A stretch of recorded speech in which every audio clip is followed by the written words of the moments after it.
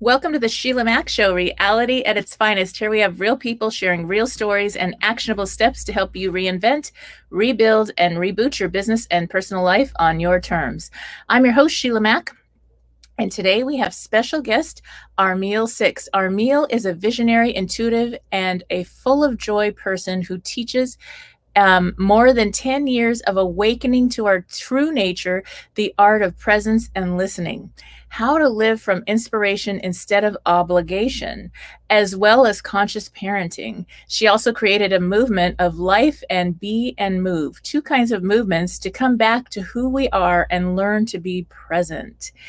Now, Armelle traveled all over the world to give talks and retreats and is regularly invited to write articles in magazines or for podcast interviews, and she is part of 4 movie documentaries. She shares the joy that is for no reason, as well as the peace that is in the background of all our experiences. Her presence and gentleness, her natural way of being, and her simplicity touch all whom she meets.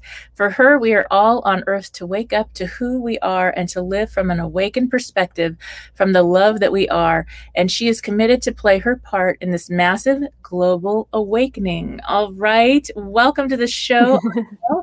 Thank you so much, Sheila. Thank you. Yes, and now this show actually came about with my new best-selling book, Bootstraps and Bra Straps, the formula to go from rock bottom back into action in any situation. So I love to start out by asking guests to share about a time, maybe in your business or personal life, where you experienced a difficult situation and how you got back on track. That's really beautiful. So 20 years ago, I think in 2001, I had a son who was almost 14 months old, and he died in 5 days from what doctors at the end think might be meningitis, but they never really knew. So it stayed like a question mark. And you can imagine, and I know your story, so you can imagine how terrible that was and difficult. And it completely changed my whole life. I just didn't know if I would survive this experience, how I would do to be alive again, to be happy again, to be who I am. I just felt that in that instant, I didn't know who I was. I didn't know what life was about. It's like all my reference points just kind of were scattered, and I was completely lost. I really had a loss of identity and no future. Also, it's like time stopped. There was no future. The past was not there, and it completely recreated everything. Wow. Yeah, that's something that, as mothers, when we lose our children, I lost my son as well, 22 years, but we knew he had issues from 5th grade on with heart, and we did everything possible. So with that, time does stop. And one thing for me as well that I learned is what really matters most. And there was a lot of things that really did not matter, especially at that time. And it's funny how things kept going anyway. Things that I thought I had to do or was supposed to do, and that I stopped doing because you're in this state of shock and healing and grieving, and it takes time. And I don't think it ever ends. It just changes. We have a different relationship with our children on the other side. Totally. I really have signs all the time and beautiful rememberings and reminders. And so it does help, but holidays, different seasons, birthdays, they still hit us hard. And I think there's something about being okay with feeling all our emotions.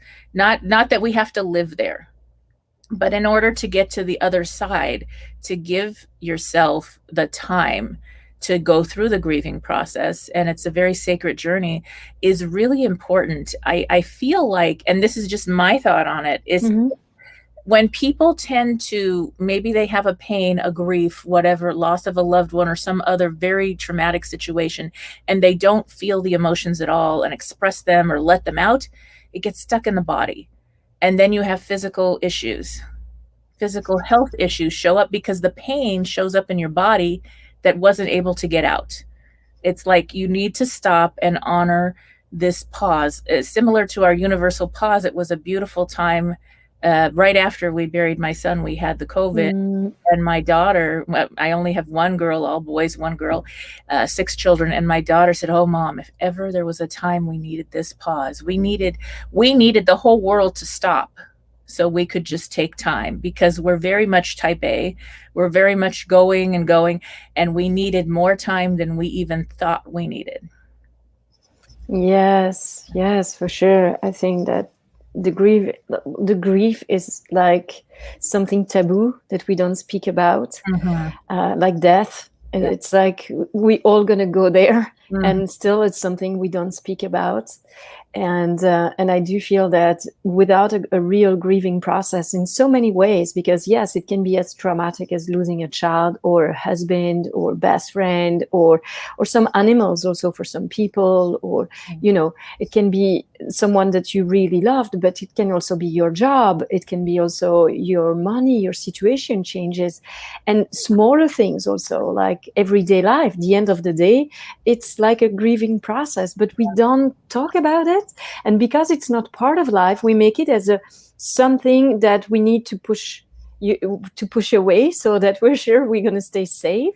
But actually where we stay safe and where we encounter more of who we are and more love and more life, actually more aliveness, is when, as you say, we meet all that. We meet the emotions. We take the time to feel whatever is there and to grieve, to cry when we need to cry, to be angry if we are angry, to feel the guilt and talk about it if that's what's there also, to really just honor all feelings, all emotions that are there, and also all the changes. Because to me, these kind of experiences, they are there actually for a big change in life. They don't happen by accident in a way. I feel they really come to shake our world and to create something new. And it's often what I see when I work with people who are grieving is that the people around, the friends, the family, they want them to get back on track very fast. And actually, it's going against what's natural, because they have to fall apart. Right. They have to allow themselves the fact that a part of them has died too, actually. The person that they were relating to the one who disappeared, who died, that part doesn't exist either. So it has to be a time where we can just let this rearrangement of who we are, of life, and of everything that we believed in that is not existing anymore, to happen. And it's true that it is so important, health-wise, to go through that process. And I think that society would be much better if actually we were talking about grief. We would just create ritual for that, create space where we can go through our emotions and make it something like completely normal, because that is. Yes. And that's something, men listening in, this is really important, to honor your feelings as well. I think society has trained us. Women get to have more emotions. It's more acceptable. And men, you got to be the strong one and, take care of the family, whatever, and not show the emotions. And yet that for your health, for your mental and physical health, and even for success in business, to give yourself time and space to have your own moments of grieving and honoring that is going to actually be stronger for everyone in the family, and to be okay with the family seeing this, because it helps children and everybody else in the family to know it's okay to express this grief. Now, exactly. I was raised by grandparents a lot and in and out of foster care, this and that, but I remember my grandmother would take me to the cemetery, and we would go, and she would talk to the people there. Her mother, her father, all these people that have gone on in the past. And she definitely, in fact, she had one boss that she lived to be 103. She was born in 1908, if you can imagine that. So she had everything. And she had a boss before she got married, she was in the insurance industry, and she had a boss that was sexually harassing all the women. at work. And back then you had no say. You could Mm-hmm. there was just nothing you could do compared to nowadays, at least. And so I remember when he passed away, she brought me to that grave and she talked to him and she told him, see, I outlived you and what you did was wrong. And I'm not going to take it with me. I'm forgiving you. But at the same time, I'm telling you my peace of mind and whatever. And she let it go. And that was her anger. Mm-mm. She finally got to, and it was like it gave her so much peace. Yeah. To get it out. Yeah. And for some reason she had to bring me. So I'm this little, maybe I was 4 or 5 years old and it was so like, wow, okay, what's going on here? What's mean? And she tells the other women all about it. And I'm this little kid that heard, oh, wow, is that? And then later we talked about it more. So it's some things aren't talked about.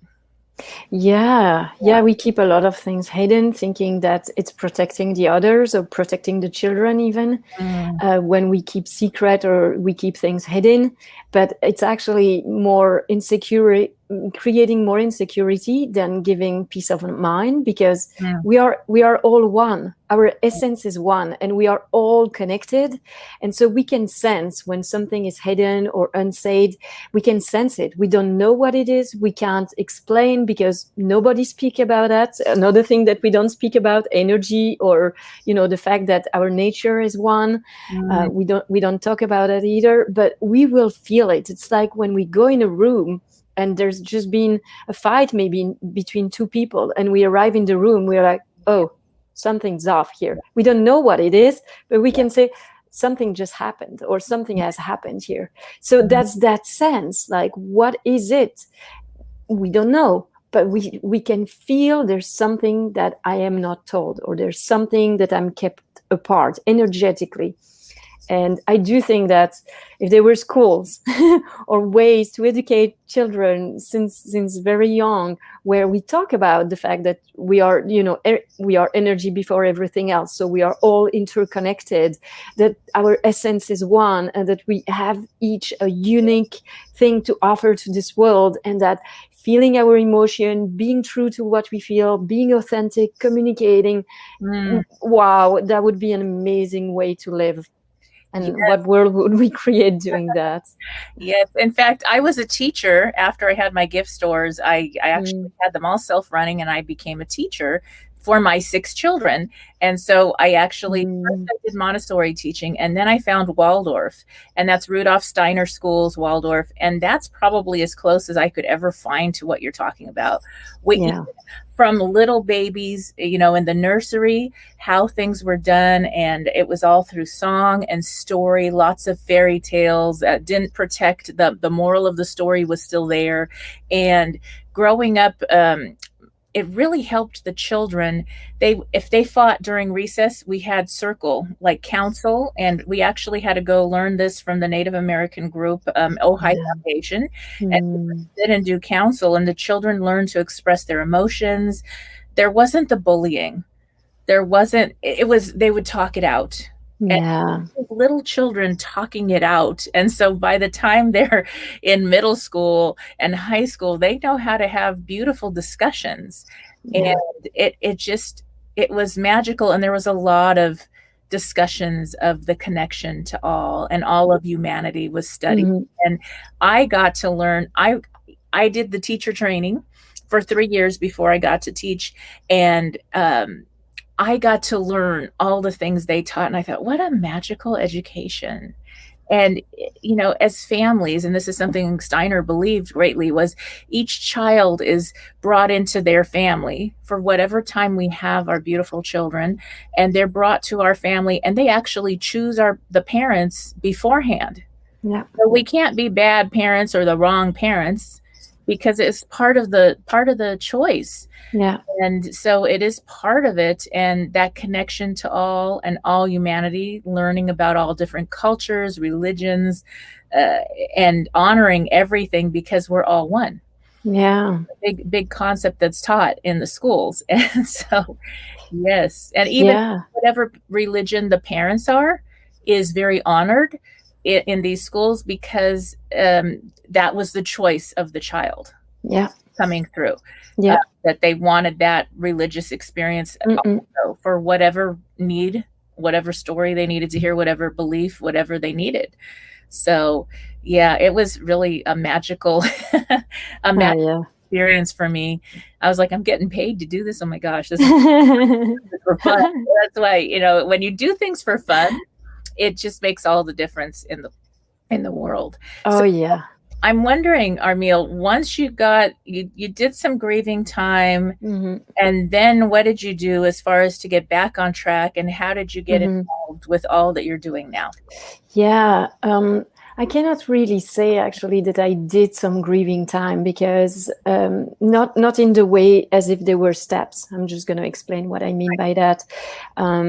3 months after my son was, maybe 2 months actually. Yeah, 2 months after he died, I started to hear my soul calling. I started to hear a voice that usually we talk about, the still small voice, the one that speaks under all the other thought that we have, under the usual thinking, the usual voice. And for me, it was loud and clear. And I heard 3 things that completely changed my life. I heard that this life was not my own. There was another life that was waiting for me. And I had no background, so I didn't know what it meant, because I wasn't into spirituality. I wasn't necessarily even open to it. I was very rational. And so it was like, okay, I don't know what that means. I could feel something, but I didn't know what it meant. Like mentally or intellectually, there was no link for me, no connection. And then I heard that there was a woman in me who was asleep and who only wanted to emerge. And I could relate a little bit, because I felt that maybe you can relate to that too, or other women.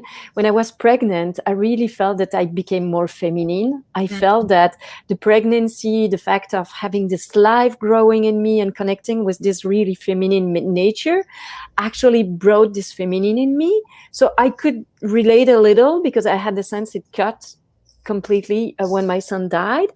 But in the same time, I didn't really know what it meant. I could feel something again, but I didn't know what it meant. And then the third thing I heard a few weeks later was, if you stay, you're gonna die. And yeah, that I could relate. And so I decided that I was to leave my partner at the time, the father of my son, and that I was to leave my job, that I was to go back to my parents and just start all over again. And that's what I did. And so now it's 20 years that I'm following this voice. That's the way I live. I just follow wherever my soul is calling me, whatever my soul is calling me to do. And I've just grown and grown and grown into who I am today because I follow that. I'm not saying that I'm perfect. I certainly had to learn, and certainly had, time where I would not listen because I wanted to do things my way. But that's what I teach when I teach about how to live an inspired life instead of a life of obligation. That's really what it is. It's like our soul is talking to us all the time. And we can truly have like a very joyful and effortless life, because we are all built with I like to call it also a GPS inside of us. It's like we all have these instructions that are given over and over and over again. We just don't know it's there. And because of that, we don't listen. But once we are pointed in that direction, we can start to create actually another way of living. And living from there is completely changing life. Yeah. And so it's been for me that I changed. I started to just simply outgrow my comfort zone without knowing more and without being spiritual, without going on a path. I just started to change my job. And so before my son was, when my son was there, and before, I could not imagine living somewhere else than my hometown. It was impossible for me. I hated to travel and to go on holidays. And I was super shy when I wasn't in my usual circle. I didn't like to talk to people I didn't know. So can you imagine the change that now I am in California and I am from Belgium? Wow. I've traveled all over the world. I've been nomad for 10 years. I'm teaching, I'm giving conferences, I wrote books, and I just do talks all the time. So there's been quite a change. Wow. And to relate to what you say, because I feel like that also, that my son came to wake me up. He came to shake my world. And I really felt like it was like, there's another life for you. This is not your life. Like, there's something else. And the way I serve today makes so much sense for me. I really heard when I discovered what service was about. It was in 2009. I went to my first spiritual retreat, and we were to serve for, the whole group, and service was used to teach us how to be present in the moment. And when I started to do that, to serve something that was bigger than me, I was like, oh, wow, I think that I was born for that. Like, this is who I was born to be. This is what I was born to be doing. So it completely changed my life. And the process of grieving happened at the same time as I was stepping into something new. And so over the years, I would have less and less crying and less feeling bad. But at first, I would have these huge, stepping into something new. And so being excited about that. And I didn't have the fears I had before. So I did a new job, and I was a commercial. My mother was like, how can you do something like that? This is not possible. And I loved it. Right. I was so good at it. So I was like myself surprised by what I was doing. But I realized that I loved meeting new people. I loved being in my car and traveling all around, discovering new places and all of it. And it's like really by following everything I was feeling, being so true to myself, that I started to completely outgrow, and also to create a new identity, a new self. And I would just go through that over and over again. So there would be a time where I would completely fall apart. I was a medical representative, so a med rep. And when I would go in doctor's waiting room, I would stop crying. And then sometimes I would speak to the doctor. I would go back to my car. I would drive to the next one, and I would be totally falling apart in my car during the drive. I would cry, then I would make up again, and I would go and see the next doctor. And I would just allow everything. So for me, this path and this experience of grieving and living has been all about surrendering to whatever is there, surrendering to the joy, surrendering to the sadness, surrendering to the anger, and surrendering to a greater purpose, and to feel called into something so much greater, the time to serve.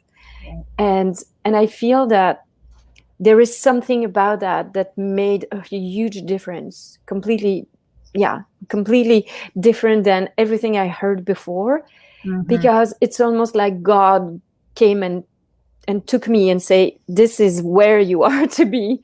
This is not there. Yes. And I said yes, basically. I didn't say yes consciously to God at first, but on my spiritual path, I really said yes to that. I was like, wow.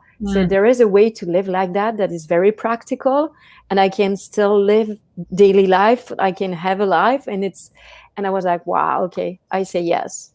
Take me wherever. I don't know what it is about, but I say yes. And to me, that is how there was a real shift in the pain and the suffering with my son, because I could really feel that there was so much to life, so much more to life than what we see. And that's a question that I regularly had after Gauthier, so my son, died. It was like, there must be something more. Right. Like, life cannot just be that. Like, there has to be something more to life than what we live normally, like everybody lives. And so I feel that I was really taken in that journey to show me, yes, there is more, and to this journey of awakening to what we are, that is so much more. Right. Yes. And now there's so many studies about scientific theory proving spirituality. The realness, the healing, the effects of spirituality, of listening, of intuition, of putting energy, a prayer, a blessing on something. And you'll see Dalai Lama comes to town, and the all the crime goes way down to almost nothing. So there is something about that Connection, I think that we all have. I've always had it really strong, like my whole life. I don't know if it was because I was alone a lot, homeless as a young kid, all these things, but always had connection, um, the voice, the guidance, the Yeah. definitions, dreams, all kinds of things where I remember 4 or 5 years old, my neighbor passed away in the middle of the night. His name was George Alexander, and his wife was Thelma. And I dreamt that he came and kissed me. They kiss on both cheeks. He was from Greece. He kissed me on both cheeks and he gave me a bag of money, like the bags of the. Mm-hmm. And Mm-hmm. in the morning, I ran and told my grandparents because I was at my grandparents' home. And I said, oh, George kissed me goodbye and he left me money. A couple hours later, the wife, Thelma, comes to the door. Yes, my husband passed away in the middle of the night, and she has a bag of silver dollars. Wow. I still have the silver dollars today that he left me. Mm. I get chills because how do a child, how do you know this? It's the energy. I didn't know sick even. I mean, you don't know what concept do we have of sick or living, dying. We don't have a concept of that as a child. And my grandparents said, oh, that's a coincidence.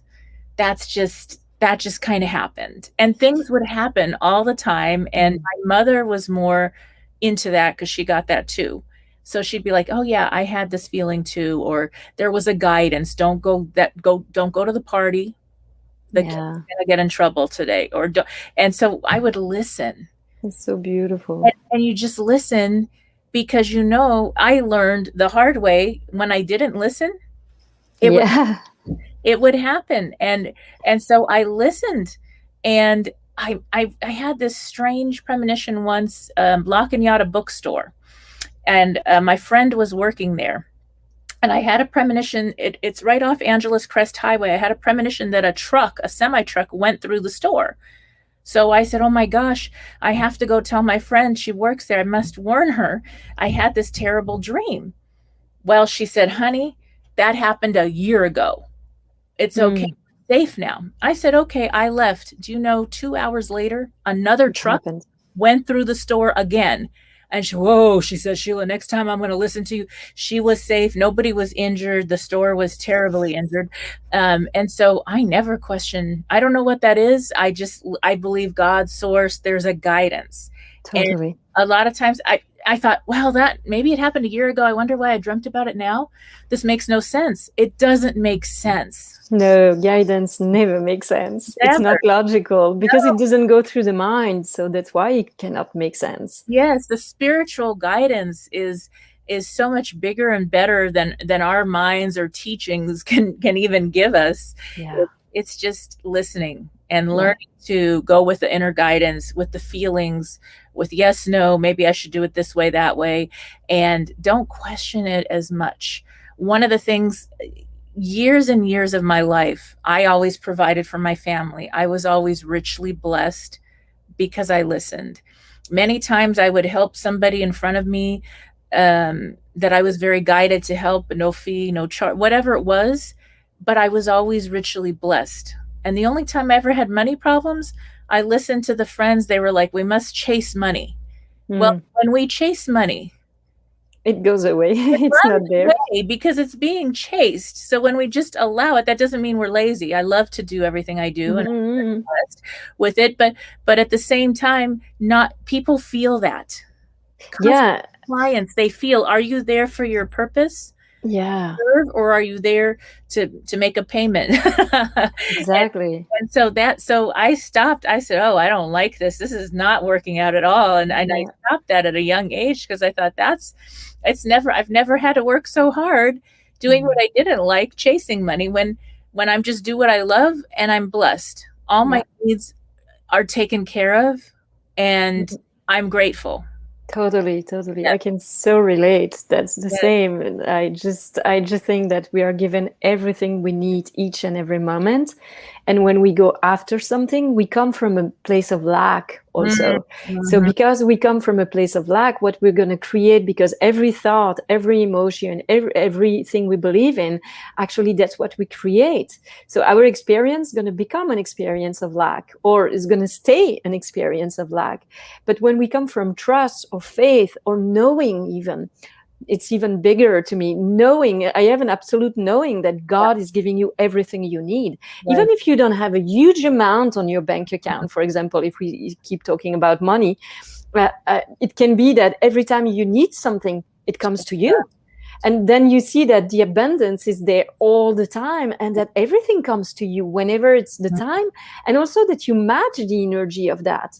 Because usually if we don't have something in life that we want, it's only because we come from lack, and we are not an energetic match to that. So we don't have the energy that allows it to come. We are not the person that allows what we want to come. So it's like, we know it's there. We have a hint. We know I should be living that. Like, we have a sense of that. But because we are not truly being that person, or believing it can come easily, and matching who we are to be for that, then it stays there. And it stays there until we do match it, and then it comes to us. So I love it, and I always say that too. Like, everything we need is always given. Like, and I think it's so beautiful, because life is just so abundant, and abundant in all ways. If we think bad thing, if we think lack, if we think about what's never going to happen in our life, or if we think about all the mess that's everywhere, that's what we're going to create. If we think about fear all the time, we're just going to have more of it. And that's what I love to see, actually, that life is so abundant in all ways. So when we realize that, we can just start to shift our attention to, if I'm tired of the mess, well, look at everything that's beautiful and that you want to more of in your life. And then that's the abundance that we're going to have then. Yes. With it, I lost my home, my car, and my cat, all in the Ventura, California fires. I had just bought a home there. My daughter was moving over to go to school.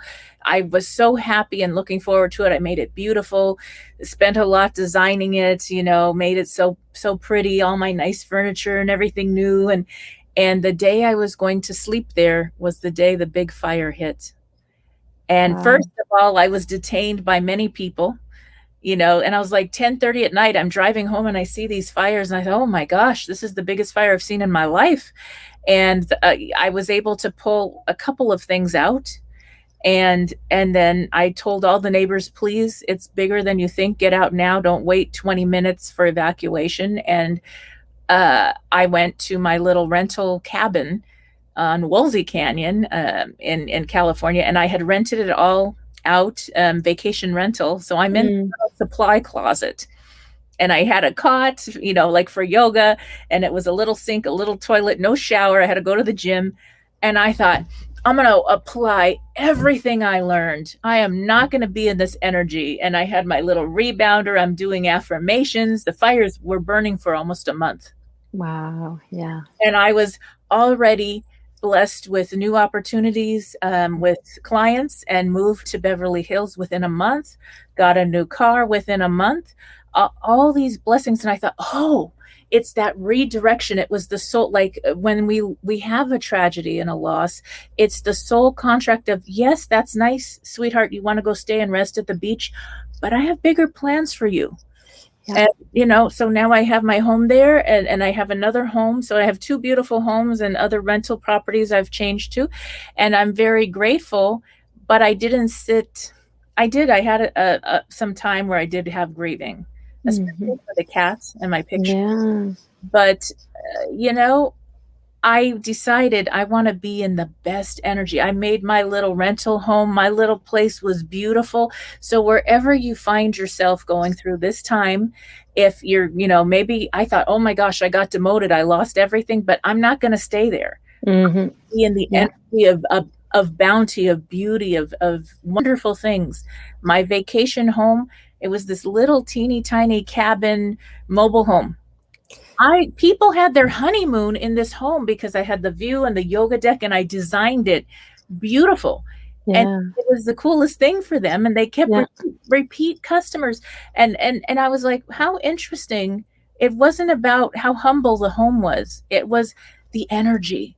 People literally, they would deliver things, the delivery people, and they'd sit on the yoga deck, and I'd give them a drink, and we'd sit and talk, and they'd say, this energy is magical. That's really beautiful.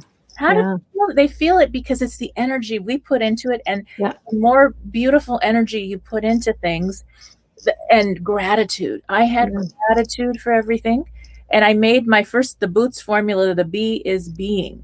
So during that time, I made the mantra: in all I'm doing, all I'm called to do, walking my puppies, cleaning the house, cleaning the rental units, because I had to be on a budget, right? Anything I'm called to do, it's who I'm being, how I show up in all I'm doing. And it was every time I was like, oh, I don't really like doing this, but no, how can I show up? Yeah, that's what makes the whole difference. Yes. The way you show up, because otherwise, most of the time, we're not even there. We're just doing things, but our minds are somewhere else. We're not even there. So it's like almost like nothing is happening. And when we bring this presence, when we bring being into everything, it takes a whole difference. It takes a whole new life also. And there's so much magic and aliveness. And that's when I feel that we really got to know what life is about, and that it's much more than what we do and who we create ourselves to be or who we define ourselves to be. And also I want to touch on what you said, because I think what you said is very, very powerful. I always say that the only power we have, and the biggest power we have in this world, is choice. And what you said is, I made the decision that no matter what was going on, I would, sit through it, and I would actually choose a higher state of mind, and I would use that actually to elevate myself. I use other words, but that's the same meaning. And I feel like this is so important for the listeners also to hear that, because choice is what makes the whole difference in life. If we make a choice of, I'm victim, I cannot do anything, I'm powerless, I can't, this is not possible, that's what we're going to live, but we're going to be miserable. But if we realize, I have the power, maybe I don't feel good, and I can allow myself feeling like that. And yes, I grieve the time it's required, but then knowing that, and I can change everything, and I can also make my life what it is, and I can listen to something greater, and I can create another way to be. If everything fell away, great. So we can ask life. I think we don't speak enough to life or to God. We don't say, okay, if all that is gone, what does it mean, and what should I do now? What's your plan for me? I talk to life or God all the time. I'm always like asking, like, okay, show me. If that's not it, then show me. Or just, I would say that the words that I use the most in a day is, show me, I don't know. I don't know how to be. I don't know how to do that. Show me. And it's really energized then, because it's coming from a higher place. It's not coming from the mind, who knows everything and who learned to do things. It's coming from a connection to source, which allows a greater unfoldment than what I would have imagined. Yes. And that's what I love with the way of living like that, and that I see you share too, is that we always live more than what we could have dreamed of or imagined. Because as you say, God or life always had greater plans than the ones we make, because we make plans with our minds and limitation, and we just think, okay, I'm just going to ask that because I can only have that. But if we let go and just listen and follow, then we might have so much more. And we realize that what leaves is because there is space needed for something bigger to come. And I've started really all these years to look at that. Every time, whether a relationship would end or a job, I would feel like, no, I'm done with this, I need to do something else. I would just open myself up to, okay, what's now? And then the experience is less one of losing and more one of continuity, because there is something that continues forever, and what is lost in is a specific form. Right. So to come back to what you were saying with your son also, because I have the same experience, is that the body will disappear, right, but the love and the essence of the person who died is there forever. Oh. And we can connect with it anytime and feel that they are right there. And right. Then, as you say, we see signs everywhere. Oh, I spoke a lot to my son at the beginning, the few years after I was speaking to him, and he was my first teacher and guiding me, actually. Yes. And I always say, he really taught me that death doesn't exist the way we think. It is not the end, the definite end. It is the beginning of a new relationship, like right. Something that was in the form and physical, we could touch here and all that. It becomes more something that is, internal, that is within us, and it's like more intimate. And it's actually, I feel that by connecting with his essence, it really brought me to my essence. It reconnected to something that I didn't even know existed. Yes, very much. And now I'd love to hear about your books and programs that you do right now. Yeah, sure. So my last book is actually the journey after my son's death. So it's called Daring to Live. It's autobiographic, and it's a bestseller, and I'm just so happy to have published it finally. It's the last one. And all the others, they are in French, but they are in the process of being translated now. One is called Happiness No Matter What. So it's really the spiritual process, how to look at life differently, how to start to be aware of what we don't see, but that is there all the time. And how can we gain wisdom from that for our daily life, and learning to listen and to live another perspective, because there is a place where there is no pain. There is a place where we can just connect with, a place or space where we can connect with, and there's peace forever. So even in time of turmoil, like we've been going through this last year, we can be at peace no matter what. We can be happy no matter what, because it's not in things. It's always there. And when we connect to that, it gives us more space to go through whatever is there, whatever we face. And then the other one is, it's a book on conscious parenting. And so the title is, in English, it's Changing the World One Child at a Time. Right. And it's really teaching parents how to be present with their child. So learning to be present, learning to listen differently. And it's about a true meeting with the child, not just I am the adult, he's the child, I know everything, he knows nothing. But it's really recognizing that before the role we play, we are all equal. We're all beings. We all came on this earth with everything that is already there. We came whole. And so the role of a parent is more one of a guide, like that just needs to be present, because presence, I do really believe and feel, gives security and safety. Right. It gives enough space also for the child to become who he is destined to be, and not who parents want them to be. Right. And so it's all about that. Yeah, all about that, the book. That sounds beautiful. Thank you.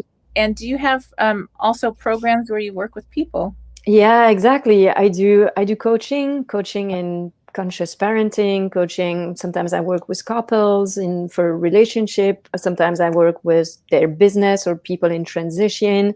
I do a bit of everything, actually. And I always bring this other perspective, more of a conscious. I teach conscious daily life. So I always bring this perspective in everything, so that we can become aware that, okay, there is something more that's happening in everything that I'm living. And also just a lot of space to meet whatever is there, and to come from there to create something new, or just meet everything in a different light, which gives so much more space and so much more happiness and joy, actually. Definitely. That's beautiful. And then I give retreats, spiritual retreat, to awaken to who we are, awaken to our true nature, to this essence that we speak about.